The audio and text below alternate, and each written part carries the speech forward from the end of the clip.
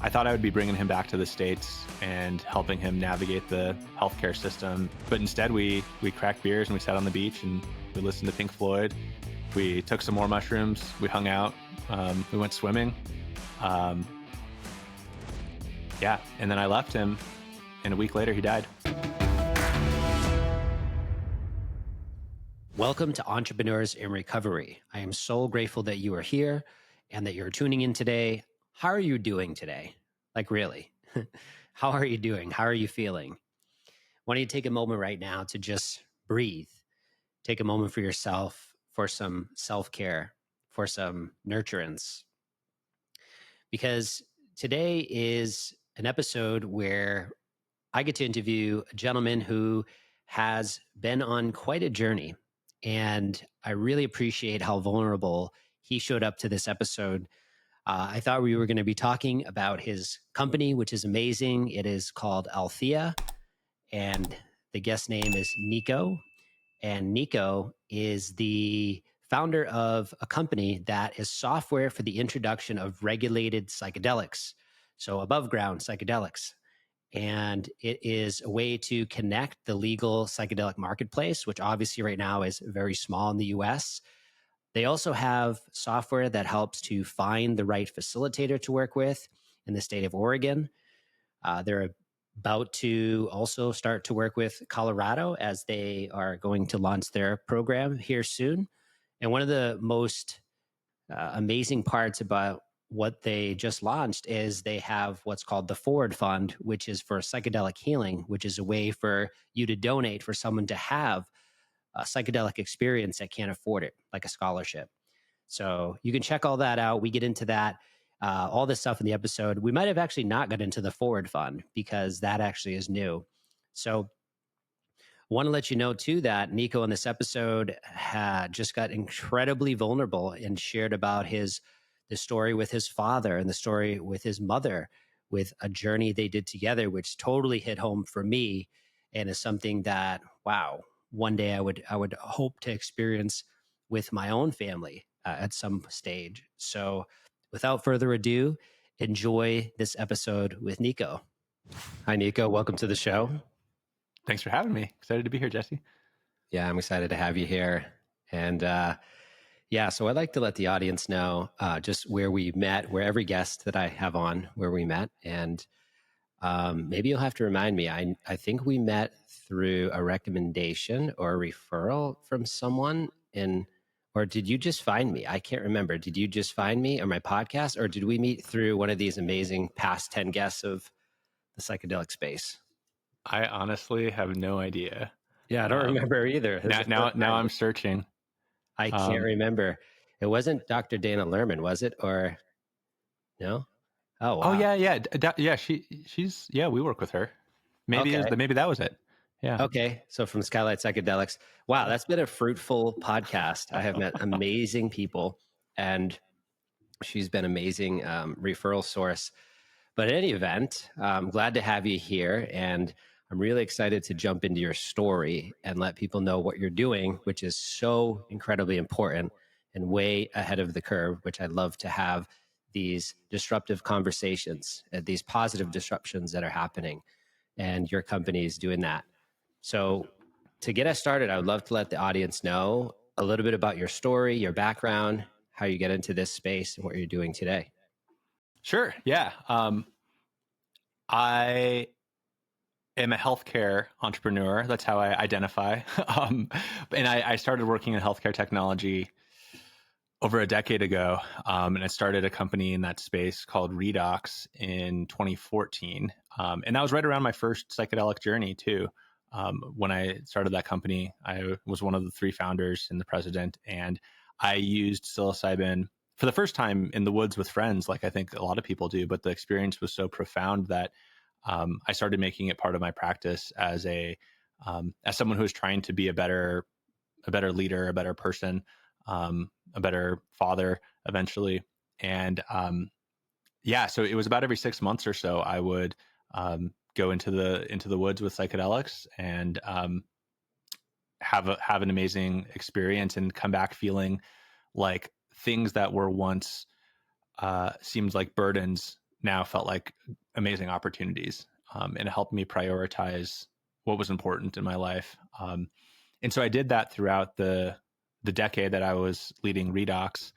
And I used it with my partners, both business partners and my romantic partners. I used it with most people who I felt really close to. And I think it dramatically improved our relationships, but it also helped to shape the culture of the company. And the company is back end like data infrastructure for healthcare, and so it's not sexy. It's like 5 steps removed from actual patient care, and so it was really easy to lose touch of the impact that we had on human beings. But I think that my connection with psychedelics and the impact that our software would have eventually, I was able to bring that into the company and shape the culture in a way where we actually cared a lot about the work we did and supporting our users and our customers, and that that contributed to our success. And so, yeah, we grew the company to 300 employees. We raised $95 million in venture capital and private equity. And yeah, I was about a decade in and thinking about thinking about my life again.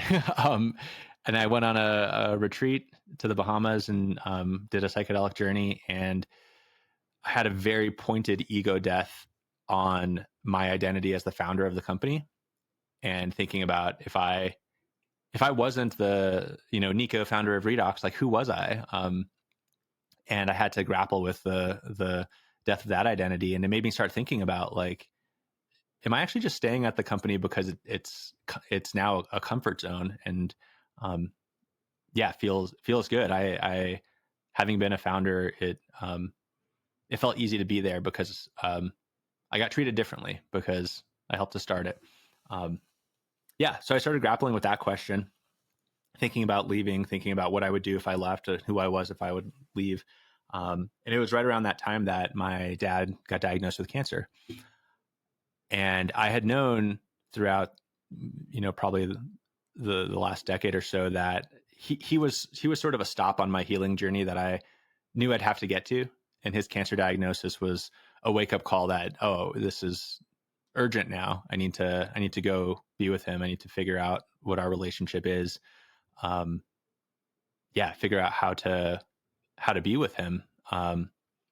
So I took time off work, went to the Philippines where he was living. He was living in a small island on the beach. And yeah, I was able to convince him. I'm kind of going down this deep rabbit hole here, so stop me or direct me if we want to go other places. But so my dad drank and smoked the entire time I've known him. He, I knew him with a slight haze in his eyes. Like that's who he was to me. And much of my adolescence and my sisters were talking to him about his substance use and trying to get him to stop. And then eventually we stopped trying, and just were like, yep, that's who he is. And I think that damaged my relationship with him for sure, and made a distance grow between us. And then eventually he, hanging out on Facebook and stuff, got sort of down the conservative extreme rabbit holes, which further strained our relationship and made us further apart. So anyways, when he got cancer, that's kind of where our relationship was. And I was talking to him and told him that, if he was going to fight the cancer, if he was going to get chemo and surgery, he'd have to give up drinking and smoking, because they're, it doesn't make sense to keep doing the things that caused his cancer if he was going to actually try to fight it. And I don't think his doctors would even want to go down that path if he was continuing to drink and smoke. So I convinced him that psilocybin might be a good option. Showed him some of the research on smoking cessation and alcohol use disorder. I had him watch the How to Change Your Mind episode on Netflix on psilocybin, and he was willing to try it, which wasn't all that surprising because he's already a substance user and was very laid back. And he was like, cool, you want to come to the Philippines and do mushrooms with me? That sounds great. So I'm not sure how seriously he was taking it, but I worked with him on his intentions, and I worked with some guides here in Boulder to learn about the process, because I knew I couldn't find a professional in the Philippines for him. So I tried to be that person. And his intentions were around substance use. But I think what he got from the journey was really around the palliative care benefits, around accepting his diagnosis and understanding how serious it was and what that meant for the remainder of his life. Because after the journey that he did, he didn't talk about getting better anymore. He didn't talk about chemo and surgery and doctors. It was clear to me that he wanted to focus on quality of life. And, not a decision that I would have made in his position, but seeing the conviction that he brought to that helped me accept it. And instead of, I thought I would be bringing him back to the States and helping him navigate the healthcare system and be with him in many hospital rooms and surgery rooms and all of that. But instead we cracked beers and we sat on the beach and we listened to Pink Floyd. We took some more mushrooms. We hung out. We went swimming. Yeah. And then I left him, and a week later he died. And in hindsight, seeing the choice that he made to not pursue care was really the only choice that would have been within integrity of who he was. And so I realized, like, through this process, it not only helped him accept that decision, but it helped me accept him for who he was and not who I was trying to change him into being. And I think that even though we only had a few weeks together, at the end, there was some acceptance and beauty in our relationship that hadn't been there before.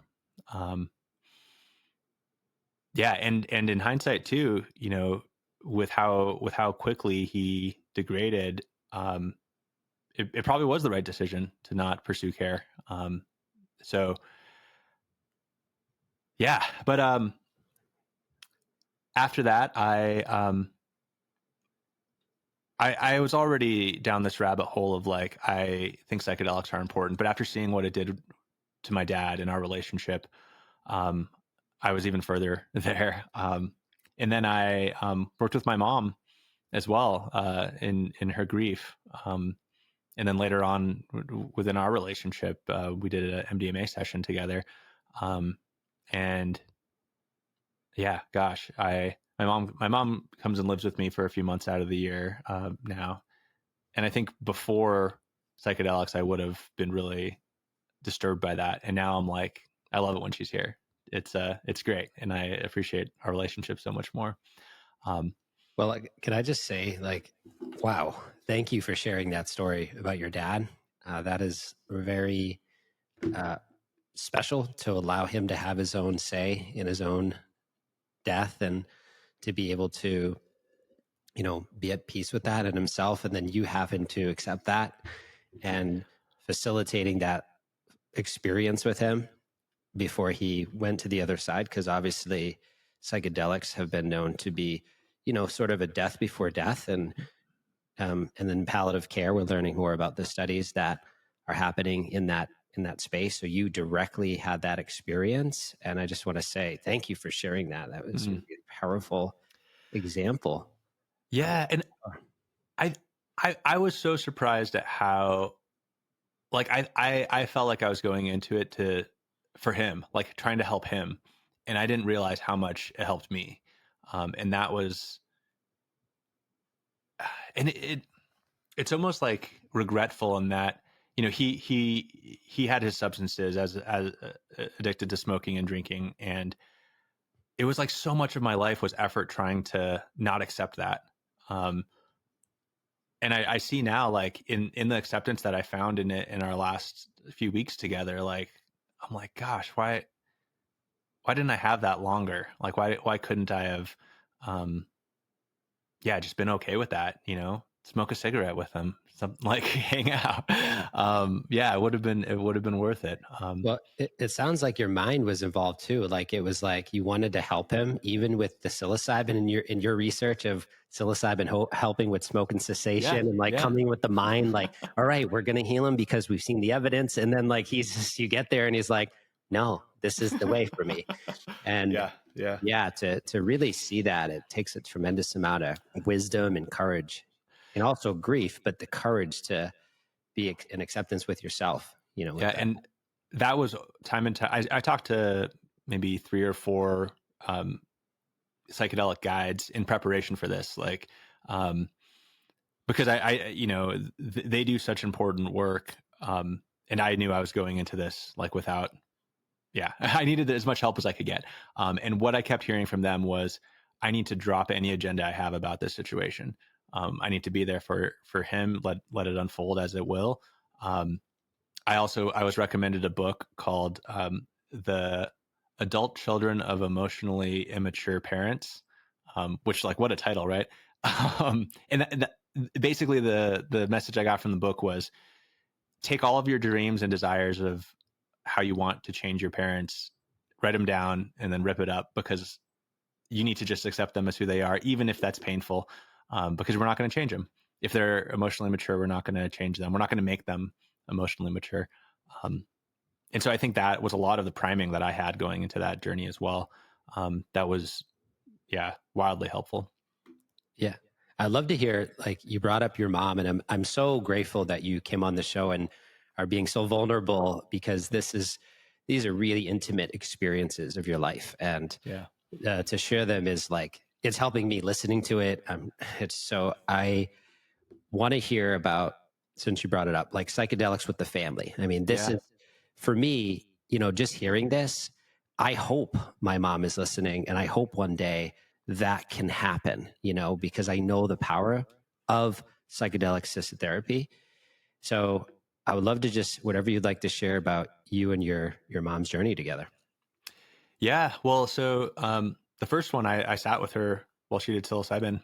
And, like, I tried to stick with the protocols that we've learned from the research world of eye masks, and I got East Forest playing, and I'm Standard. sitting there with my notebook writing down who knows what. Yeah. And, my mom doesn't open up that much, or to me at least. And the thing she said afterwards that I think was enough to hear was that she said that she felt like she was able to feel again. Um, and I think that her, the story I tell myself about her, because I do this too, is avoid difficult emotions, such as grief and loss. And I think that she was able to open up to them, at least during the journey. And that was healing. Um, 6 months later or so, she was at my house, staying with me for a few months. And I wanted to go deeper with her, and I wanted to open up more. And so I asked her if she would be open to doing an MDMA journey, um, and described what it was. We watched the How to Change Your Mind. What a great resource that's on Netflix, just easily available. And I love that it's just, there's so many. Yeah, it doesn't lean into the stereotypes. It shows a lot of the therapeutic potential. And so we watched that, and she was open to it. And so one day at, I think it was 1 in the afternoon, we just sat down on the couch. We took I think it was 100 milligrams of MDMA, and we just talked. And my wife came home at 6 p.m., and we were still sitting in the same place talking. Mm. Just I asked her about her entire life. I really started to feel like I understood who she was as a person, who she is as a person, and how her childhood, how her siblings, how her parents, how her upbringing really shaped who she is. Why certain things are important to her, things that would trigger me in a normal setting, but really understanding like why these things are so important to her. Yeah, and listen to her open up about just being a woman who just lost her husband, who doesn't know what might unfold in the rest of her life. And really starting to understand that and see her as not my mom, but as a beautiful woman who's aging, who needs her family, who needs her friends, who needs her community. Um, yeah, it was beautiful. Um, yeah, I want to do it again with her. I think I'll do it next time she's here this summer. Yeah. Yeah, I think it's, you know, I when you say that, my hope is to one day potentially have that experience. And the experiences I've had personally with MDMA assisted therapy, after I've had those experiences, I've actually invited my mom to my home, and I've sat down Mm. and let her be herself, which is usually triggering to me. But I also have had these 3 hour, 4 hour conversations without her being on the medicine, of me just accepting all the trauma she's sharing throughout her life she experienced, and all of these incredibly challenging situations. Mm. And that really shaped who she is as, surviving and being able to be who she is today. And I only got a glimpse of what's possible without even her doing the medicine, but just me engaging in that healing process. So wow, Yeah. to have that, man. Yeah. I was actually inspired by, I think it was a Rick Doblin story where he did MDMA with his grandmother, who and his parents wouldn't have have him ask his grandmother to actually use the medicine, so he decided he would do it, and she would be, herself. Mm. um and I was that's how I approached it with my mom, was like, I would love to do this, but she was willing to do it as well. But the pro-social and empathetic aspects of that medicine, if one person's on it, your relationship could, maybe increase by 50%, but if both people, it might be 100%. So like, you're already getting a ton of benefit just with one person, just being open and sharing and listening. Yeah. So yeah, I could totally see how, even just one person coming to the situation can be dramatically impactful.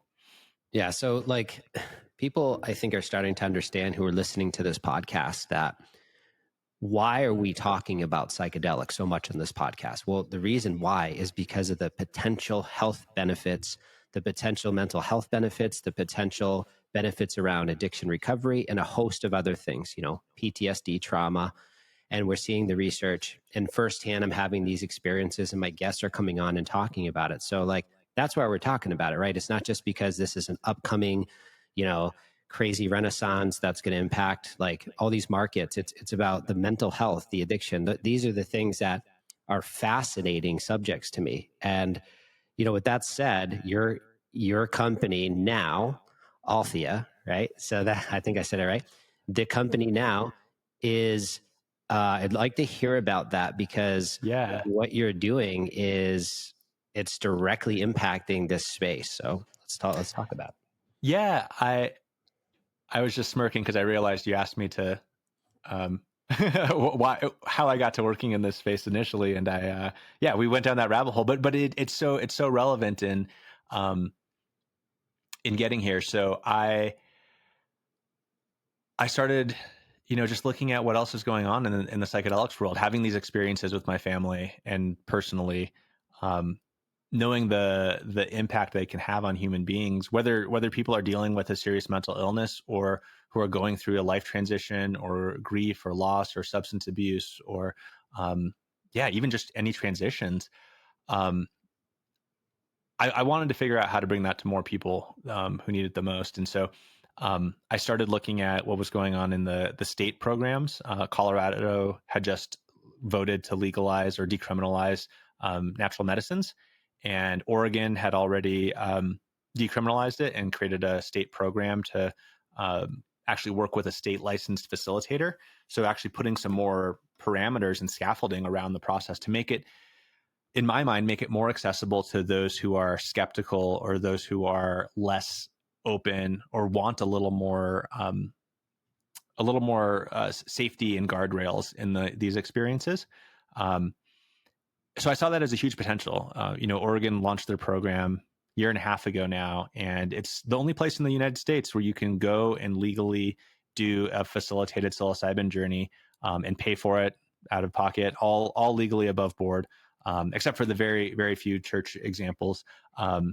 But I was inspired by that. And my home state of Colorado had just voted to do something similar, and I knew that was coming.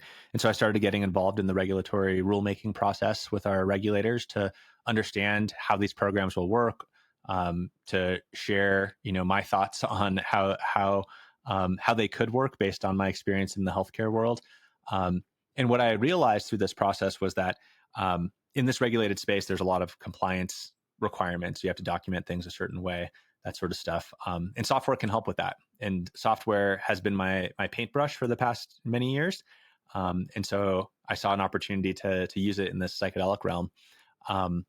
So what Althea, where we started was making software for these licensed facilitators and clinics. They're called service centers in Oregon, to manage their clients and stay in compliance with the state laws. We're rolling out in Colorado right now as this program is emerging as well. But yeah, over the last few months of 2024, we onboarded around 30-40% of the Oregon market using our software. So a lot of these facilitators, a lot of the journeys that are happening are now being documented in the software. We're trying to measure outcomes so we can show, both where it works, but where it might not work as well, and where we need to have continuous innovation and improvement. But one thing I realized, over the holidays, I took a step back and reevaluated where we are as a company, what we're doing. I realized we were providing software to a very small market. I'm talking 30 clinics in Oregon, so it's a very small market, and that market doesn't have the ability to actually pay for the software. We were giving it to them for free, because they were struggling to make ends meet. Most facilitators in the space, they're struggling to get by as a facilitator. And these clinics, some of them that we were working with were talking about not renewing their license next year because of how challenging it has been. And this didn't make sense at all to me, because on one hand, we have seemingly so many people talking about the potential of psychedelics. It's seemingly everywhere. It's on 60 Minutes. I hear it on NPR. All the major news publications are talking about psychedelics. So many states are contemplating some sort of program. And meanwhile, the one state that got out ahead of everybody is struggling to make their market actually work. It didn't make sense to me. We saw an estimated 8,500 sessions happen in Oregon in the first year and a half. And that's drops in the bucket compared to the tens of millions of people in this country who are struggling with some sort of serious mental illness. And so you could say, yeah, it's expensive. These sessions on average cost $1,500 to $2,000, and they have to travel to Oregon to do it, which is not an easy place to get to. So yeah, there's those barriers, but even still, there's still millions of people who could afford to do that, who have been struggling long enough where it makes sense for them to do that. So it just wasn't adding up for me. And so the realization I had is that the biggest problem to solve in our space is not, how to build software to make these folks a little more efficient in their compliance. It's actually how do we actually help people across this chasm between awareness, knowing that psychedelics have a potential to have healing powers for me or a loved one, and actually going to a practice, going to a guide, a facilitator to do that work in an intentional manner so they can actually realize that healing benefit. That gap there is what I think is the shared problem that everyone in the psychedelic community is facing. And for my company, having raised venture capital, having put together a team of business people, where we're not healers, we're not these guides, we're software people, we're business people. I thought that is the best place to focus our attention. How do we actually close that gap between awareness and healing? And how can we build that bridge and do it in a way that more people can cross it? And so that's what we're laser focused on now, is how do we build these sorts of threshold experiences where someone who is curious about the medicine can take a step in that direction, doing it in a way that they can trust, that's legal, that can lead them into these potentially life-changing, life-saving experiences. Yeah. So, just so the audience knows, the software you guys created with Althea is a way to track outcomes for treatment of psychedelics in Oregon and soon to be in Colorado. Mm-hmm. And that software you have given away for free and been able to help dozens of clinics. And now you are transitioning to helping people to find facilitators who are facilitating these journeys, who are oftentimes struggling because they are healers, and they're like, okay, this is part of my practice, is to offer this medicine. Again, this is all regulated. This is all above ground Yeah. facilitators we're talking about. So this is Yeah. where you transition to. Yeah. And in my mind, it's steps along the same path. I'm an economist by training, so I think of the world in supply and demand as we do. And so far, we've been serving the supply side of the market, the service providers, the clinics, these practitioners. They're the ones who use our software, but they were struggling to find demand on their own. And if you think about this space, a lot of these practitioners had been operating in the underground, so they weren't used to, like, all of their business came via word of mouth. None of them are standing up websites trying to attract traffic, trying to market people in the way that happens in the modern world. How to attract these types of consumers. And so, and even if they did, we would have 100 different websites all saying, like, this is how I do it, this is how I've differentiated. And so from a consumer standpoint, that market can be really confusing, highly fragmented. And even though it's legal, it's still very scary because they're like, I don't know if I can, like, who to trust. And I happen to find myself on this one person's website, but how do I know if they're the right person for me?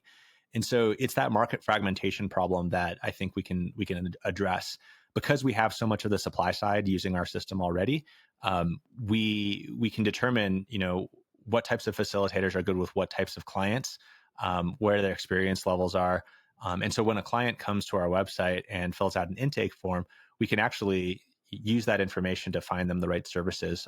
If they're dealing with substance use and they want someone who focuses on that, but they want to work with a woman because they may be triggered by a man, and they want to go to Denver instead of going to Portland, right? We can, like, whittle that down and find them a few people who meet that criteria, and then they can determine which person's going to work the best from there.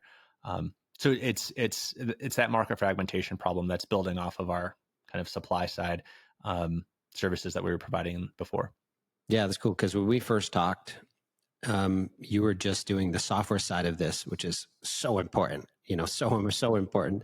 And that side has, and just to talk about that side of the software, that not only does it show, the post-treatment outcomes of psychedelic assisted therapy, it also can lead to clinical studies coming out of this work. Am I right about that? So that, Yeah.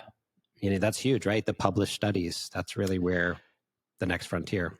Yeah. So we, in these state regulated programs, they're very broad in that you don't have to have a diagnosis to do it, but you still have to be screened. And so you have to, they have to be over 21.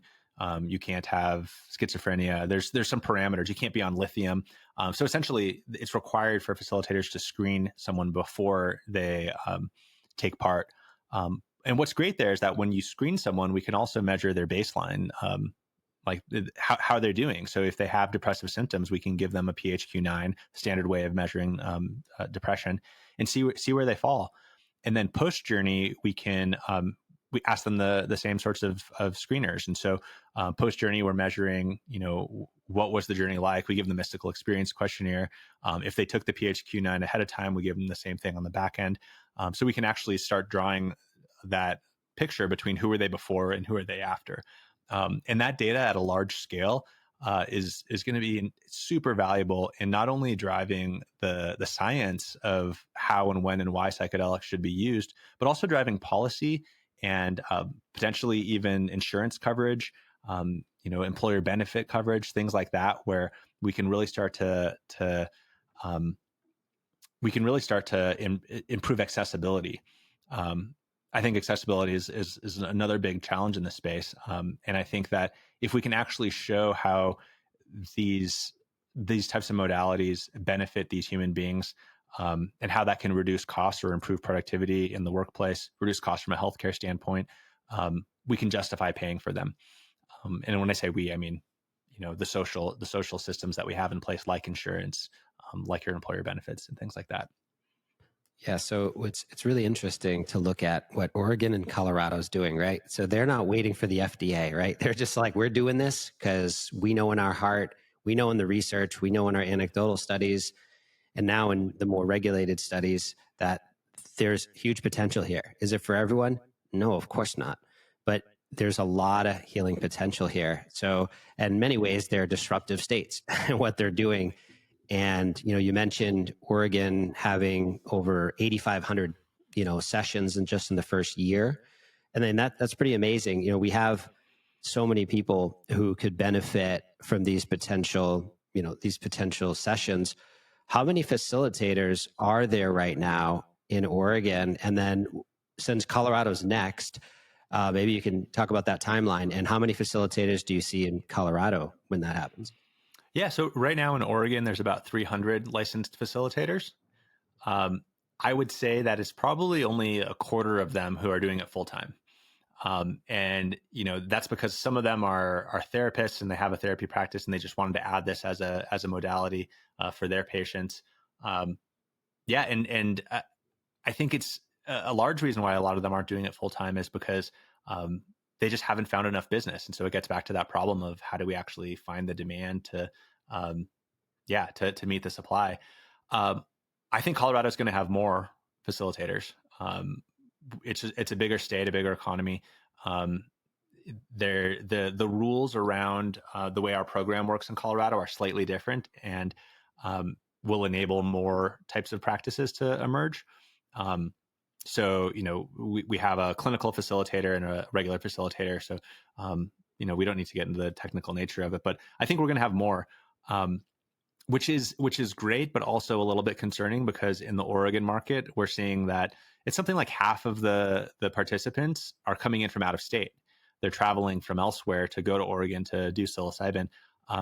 For a lot of the country, Colorado is an easier place to get to. We have a really great central hub airport in Denver that has direct flights to most places in the country. So it's a bit easier to get to than Portland.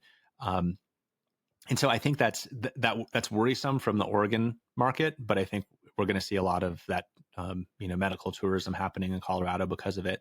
But I think that, like you said, it is bold and disruptive of these states to basically skirt the FDA process. But I think what we've been seeing in the data is that there are profound benefits of these types of medicines, and the risk is fairly low that this approach isn't all that scary. A lot of what the FDA is doing is trying to protect people from harms, and in a controlled setting with a licensed practitioner. We've seen very few adverse events in the Oregon market. Adverse events as defined by someone getting injured or emergency services being called or something like that. So yeah, it seems relatively safe. Additionally, what we saw with Lykos and MDMA, the FDA route is going to be really difficult for these types of medicines that are used in conjunction with therapy. The FDA does not have any jurisdiction over therapy. So therapists and different types of therapy are not FDA approved methods. And so the FDA doesn't actually have a way of evaluating a therapeutic impact. And so what that was a lot of the challenges with the Lykos stage 3 trial. There were other sorts of things in there as well, but the primary thing being that people knew that they were being dosed. People were being talked through it. These are all things that we know in the psychedelics world are actually really helpful to healing. But the FDA is not in the business of are we actually healing people? They're in the business of, are people being safe? And is this drug actually doing the thing that we say it's doing? So research is not healing. It's a different modality. And so even if a psilocybin analog was brought through the FDA, like Compass Pathways, their Comp 360 psilocybin analog is in stage 3 right now for treatment-resistant depression. Even if and when that gets approved, it will be, they're not going to reschedule psilocybin and allow that to be more open to everybody. They're going to classify Comp 360 as its own compound, even though it's, not that different from psilocybin. They're going to classify that as a Schedule 3 or Schedule 2 substance and approve that. And we're also not going to see off-label prescribing of it, because psilocybin itself is Schedule 1. So, and this is in comparison to ketamine. So ketamine was approved for treatment-resistant depression as ketamine. And then we're seeing off-label prescribing of ketamine for depression or other use cases as well. And they're using off-the-shelf ketamine, IM or IV ketamine. So where am I going with this? Is that ketamine was approved, that raised demand for ketamine therapy. And then we're seeing this market of off-label ketamine prescribing around that. In the psilocybin space, we're not going to see that, because Comp 360 will be approved, but the general psilocybin will still be Schedule 1.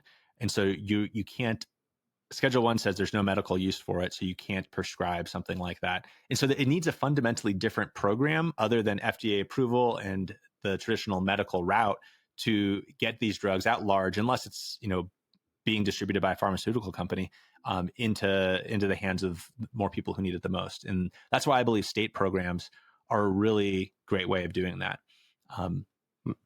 What state? I mean, Massachusetts almost pulled it off, right? What is the next state that you see moving forward with this? I heard there was a rumor of another state that was close, but I know Kentucky's been very, trying to push ibogaine and different types of healing. What state do you see that happening next? Yeah, well, yeah. On the ibogaine front, so Colorado decriminalized natural medicine, not just psilocybin, and then we're starting with psilocybin in our regulated, like, facilitated program. But there's a mandate for Colorado to look at other natural medicines after psilocybin's up and running. So looking at mescaline and ibogaine, and DMT and things like that. So yeah, Colorado will likely be in another year or two. We'll have more than psilocybin, but other states, it's hard to tell. There's a lot of states that have talked about programs in the legislators. Some states, even Texas has approved, that has allowed their research institutions to do research within psychedelics.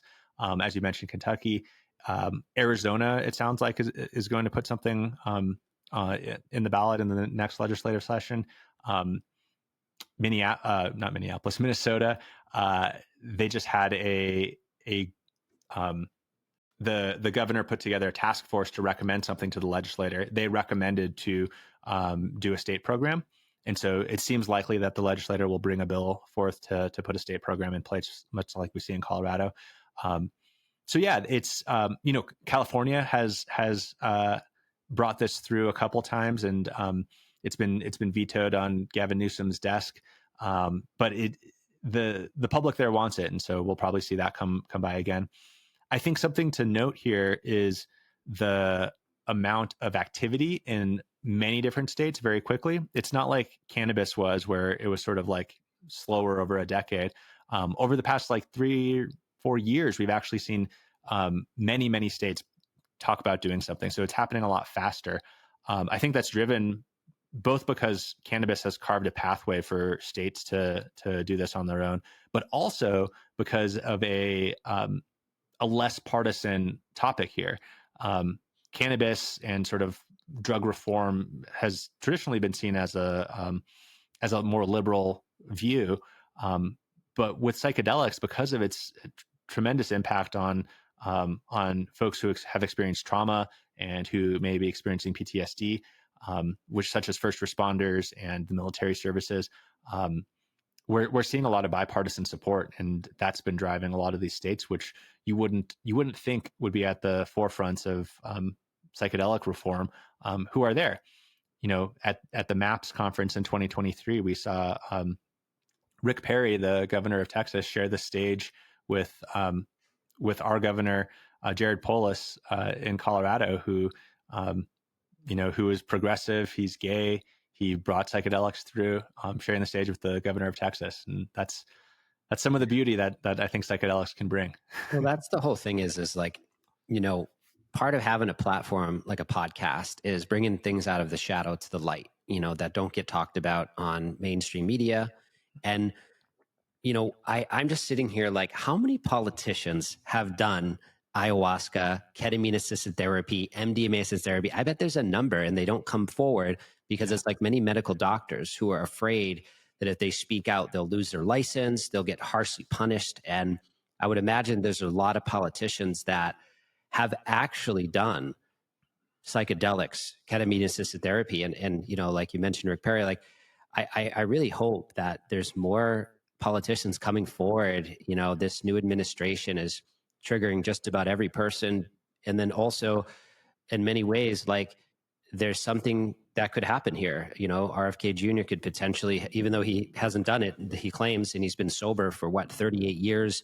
It's, it feels like it's in the air, and I just hope there's more politicians. Are there any politicians that you know of that are also like outspoken about, maybe an Aya journey, peyote, freaking whatever? Like, it's just so funny, like how many politicians there are, and they're like, nope, no psychedelic. It's like, get out of here. You're doing it. You're not sharing it because of probably the potential threat. Just like when I worked at Verizon, talking about my addiction journey was a threat to my job. Yeah.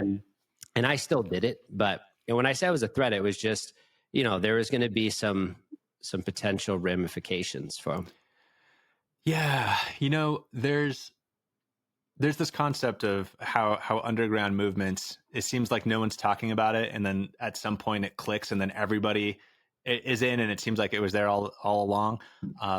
Which I don't know, it kind of feels like what happened with this most recent Trump election, in that it was like no one's talking about it. Then suddenly everyone's like, oh yeah, I was a Trump supporter. And I'm like, what? But to put politics to the side, I think with psychedelics, what my experience has been, now that I've been interviewing so many people who have gone through these state regulated journeys, I always ask them how they found their way across that chasm. How do they find their way to the medicine? And vast majority of the time, it's because they had someone in their life who was important to them, who they love, who had an experience, and who was courageous enough to talk with them about it. And I'm sure you've played that role for many people. I certainly have, as I shared with my parents, that like things happen via word of mouth within our trusted communities. And so I think that needs to happen so much more, in that if we can share more of our stories, if we can talk to our loved ones about it, if we see someone who we think might be able to benefit from these types of therapeutic modalities, like how do we actually bridge that conversational gap and talk to them about it? And because we know once they do it, and once they have profound transformation, they're going to be talking about it too, and they're going to be sharing it with their loved ones. My mom brought mushrooms back to the Philippines to share with her friends there, which, like, yeah, it's amazing that she's an advocate for it now.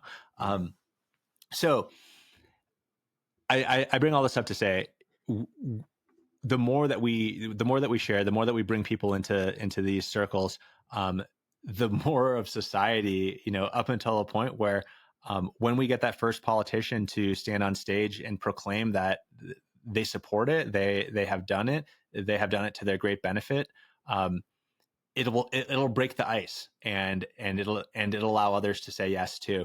And it, up until that point, it's almost like people test the water and see if it's there yet, and if it's not, it can be terribly damaging for their career. And so every time someone tests, it's a courageous push in that direction. But yeah, I think that these state programs are a nice way for politicians to test it, because they could hide behind, state liberties and say, oh yeah, they can do what they want. And by the way, I think it's a good idea. Right. Yeah, exactly. I have this sort of theory that is, 2 to 4 years from now, I'm going to have people reaching out to me, young, old, baby boomers, people in Alcoholics Anonymous, all around, and they're going to be as it becomes legal, they're going to be saying, oh yeah, I've done that. Yeah. And it was incredibly powerful. And then us here in 2025 saying like, yeah, there's potential here. It's going to be, oh yeah, it's amazing. And I do it as part of my recovery program, where right now it's like, nope, that's a relapse. I can't do it. It's illegal. I can't do it.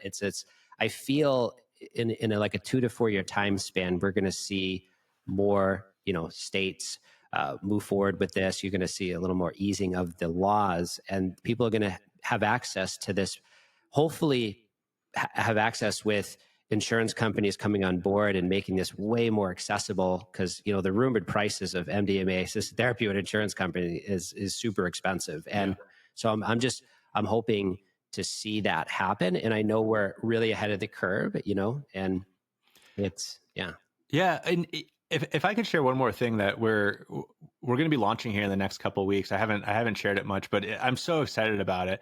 And it addresses that accessibility problem. So, as a company, I'm making it my job to connect people who are wanting to find these healing services with the providers who can actually provide them. And a big part of that is finding people who can actually pay for it. And so, from my perspective, I was like, well, why don't we just pay for a few people to do it, to get them through the process, to get them there. So we actually started, we're calling it the Forward Fund, because we're paying it forward to allow people to apply for sponsorship to get psilocybin therapy in the legal space, and have their facilitator fees paid for. And beyond us seeding the fund, what we're doing is we're allowing clients who have gone through the experience to contribute to the fund as well, to pay it forward, to allow others to be able to experience this at a reduced cost. And one of the inspirations for this was that we were seeing facilitators in the space using sliding scales to their disadvantage. So most psychedelic facilitators will say, I price on a sliding scale based on your need. But they're also not going to ask you what your income is and what your willingness to pay is. They will just say, what would you like to pay, from $500 to $1,500. The vast majority of people, just based on human nature, will veer towards the lower end of that scale. And what that means to the facilitator is they're actually getting paid below what is necessary for them to survive. And so that means that they raise the lower part of their scale, which they feel really badly about, because they want to sometimes do work with people for free or for much reduced prices. So essentially, the sliding scale pricing model is a market failure in pricing psychedelics, because it doesn't pay facilitators fairly, and it actually doesn't allow the accessibility that was the goal of it to begin with, because most people just price themselves at the bottom. So what we're doing in the way that we're actually matching up clients with facilitators is we're asking facilitators to set their rate at what they actually need to make to survive, what they want their rate to be set at based on market conditions and all of that. And then we make sure that they get paid that rate every time. And some clients that we send to them, we will actually pay for some of those client services. So some clients they see might not even pay for it at all. And some clients they see, we will charge that rate, but then we'll ask them later, do you want to contribute any more to pay it forward? And we use that fund as a rolling fund to be able to offer a sliding scale to clients, but to not diminish the amount of take-home pay that facilitators get, and accomplish what I think that sliding scales are trying to accomplish, but without doing it without the market failure aspects. I love that. Yeah. We've also just heard that facilitators, bringing the financial conversation into the psychedelic container can feel weird sometimes, and can be really triggering for some types of people, depending on what they've gone through. And so even having a sliding scale conversation about pricing can change the dynamic in that relationship that might not be helpful in their journey. And so we're trying to just take away that from consideration. So when a client's talking to their facilitator, it's all about what is the work they're trying to do together, and not what are the financial aspects of it.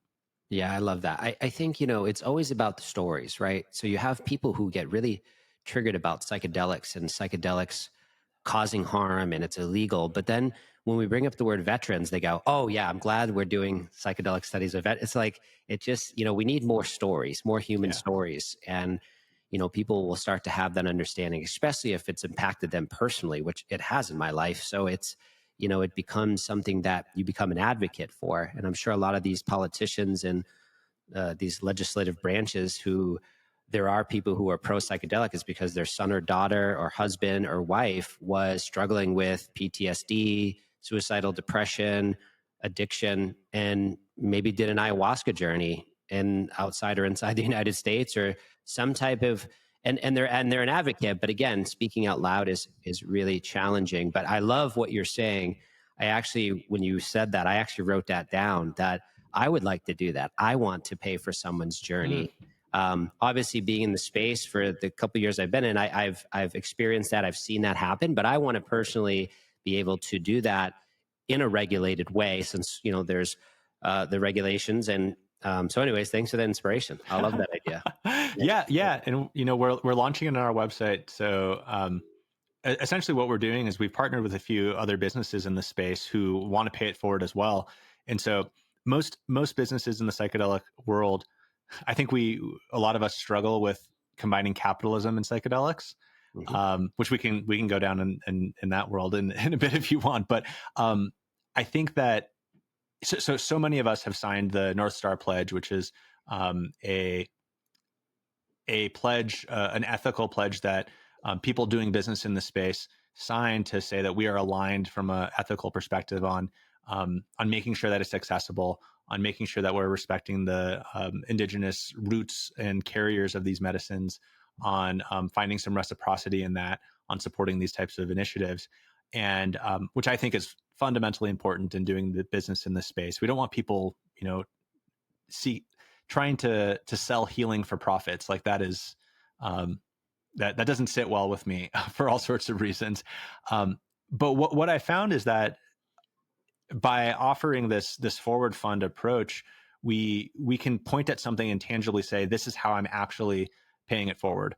This is how I'm actually contributing and living up to my North Star Pledge commitment, is by contributing to people's healing. And what we're planning on doing as we roll this out is actually being fairly transparent with donors about where their money is going to and how many sessions they've supported, what the outcomes of the sessions were. Obviously, we're going to keep that identifiable information private, but if a corporation contributed $2,000, we can tell them these were the 4 people's lives that they impacted and what their outcomes were, and allow the people who got sponsorship to write a thank you note or something like that to actually like bring some humanity into an otherwise anonymous kind of contribution.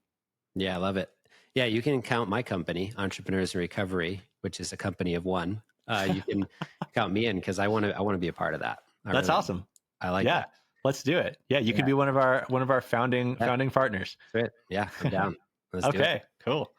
So I want to talk a little bit about, to me, psychedelics aligns with even technology and AI. And that might sound weird, but I just feel like with the disruption of things that are happening with people's consciousness, and I feel like it does align with like even cryptocurrency and AI. And it just is like this, there's some synergy between them. So with that said, AI is kind of blowing up here, Chat GPT, Grok 3 with the X platform. And so you, though, have your own, what do you call it? An app or a program built into Chat GPT that helps people to learn about Colorado's natural medicine program. So I'm curious about that.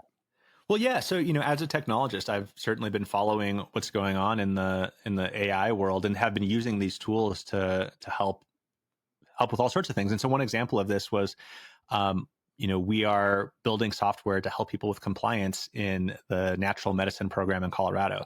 And what that means is that there's literally thousands of papers of legal documents and regulatory rules and guidebooks and things like that our regulators have put out to try to help the public abide by the rules.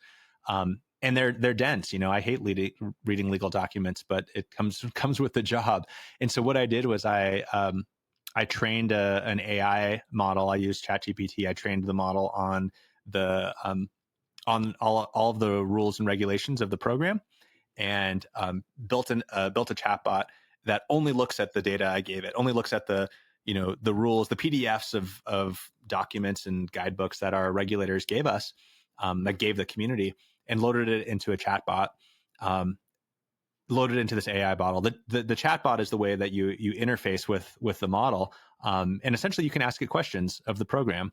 I was on a call earlier today with a healing center who's planning to open up in Colorado, and funny enough, we got on the concept of serving soup to people after a psychedelic journey, which is, if you've ever had a big journey, like soup afterwards is, that's what you want. And he's like, can you even do that in the regulated model? Because now we're talking about food service. So I asked the chatbot, and it was like, you can serve packaged foods, you can serve fruit, you can get a food handling license and make soup. You can serve like prepackaged soup, and so it's specified in the regulations.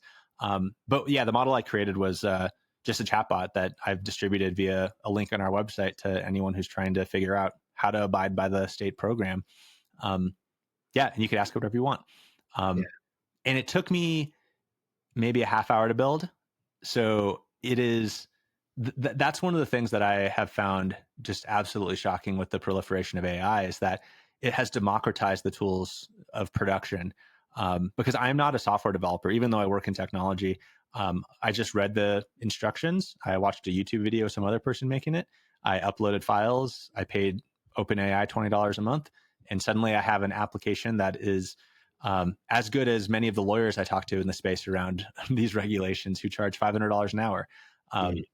So it's amazing what it can do. And then I asked the same program to make a logo for itself, and it made itself a logo. Like, it can do more than just read documents. It can make art. I literally just asked it. I said, this is what came to my mind. Because I recently went on my own. I went on a peyote journey with the Wiracuda from Mexico. They were here in Chiripo, Costa Rica, and I had a beautiful 2-day experience with them. And so I just typed into this chatbot, which is called Colorado Natural Medicine Program Advisor.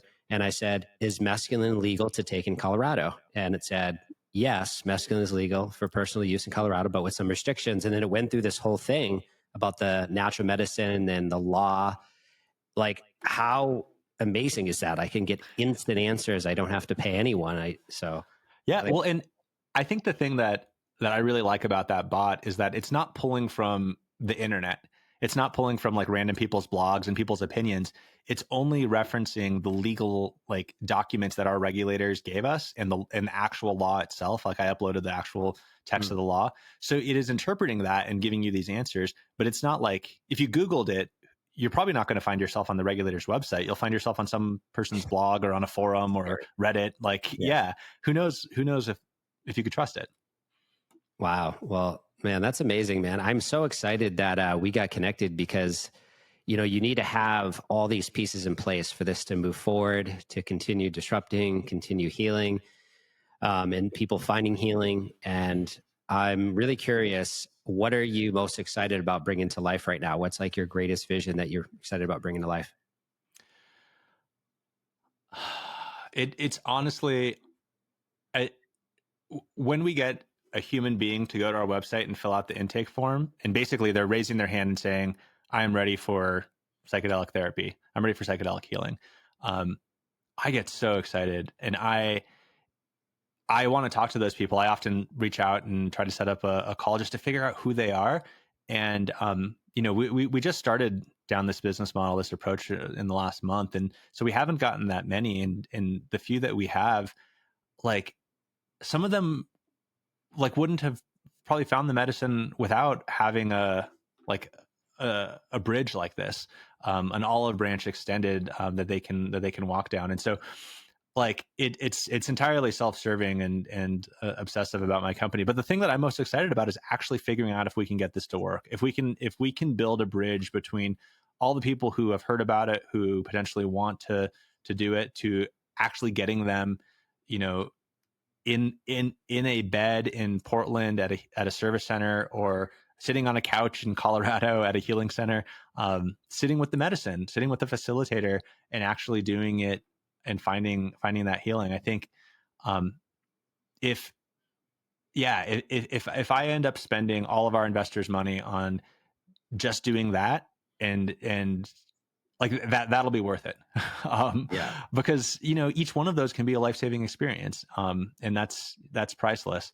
Um, but I also think that it will contribute to us being a successful company. And so that's really where, as an entrepreneur, as a capitalist, I think that is where I want to be spending time, is like, where can I actually create a business, practice my art of figuring out how to bring a business into the world that adds value in a way that is actually that feels good within the integrity of my values. And Mm. I feel like this business model would do it, and I hope that it works. Yeah, I love how you're actually using your strengths to the maximum capacity, your superpower. We didn't talk about this, but you've raised over $100 million between these companies, and just using your superpower in this way, and then utilizing your own personal healing of these two to really keep integrity, because of the impact it's had on you and your family. It's really profound. And I'm really grateful you came on today. And I also want to let the audience know, maybe you can let them know the Forward Fund or your website. Like, how can they work with you? How can they learn more about what you guys are doing? Yeah. So, our website is withalthea.com, WITHALTHEA.com. And from there, you'll be able to find the Forward Fund and how to get in touch with us, any events we're putting on and stuff like that. And so, and if you're in Colorado, Boulder, Denver, or in Portland, we have an office there too. Let us know, and we just love talking to folks in this space and learning more specifically about how they got to the medicine, how they found their way, because every single story we can learn about, every time we hear about how someone crossed that bridge, we can figure out how we can recreate it for others. And that's what we're obsessed about, is how do we make this happen for more people? I love it, man. This is a incredible journey, this conversation. I'm so grateful for people to access this for free. And that's really what I know you're doing too, with your software and the things you're doing. And of course, there's some of the things that are for profit, but for the most part, I mean, it's just, there's a reciprocation of giving away this information and more access to learning about this. So thank you for coming on the show. Really appreciate having you on here, Niko. Yeah, I appreciate you, man. This is great. Thank you. Thank you for checking out Entrepreneurs of Recovery podcast. We are so appreciative that you are here. Make sure you go ahead and like and subscribe to the show on YouTube. Leave a review on iTunes and Spotify so more people can find the show. Once again, thank you so much. We have great episodes and content coming out in the future. Thank you for being here. Have a blessed day.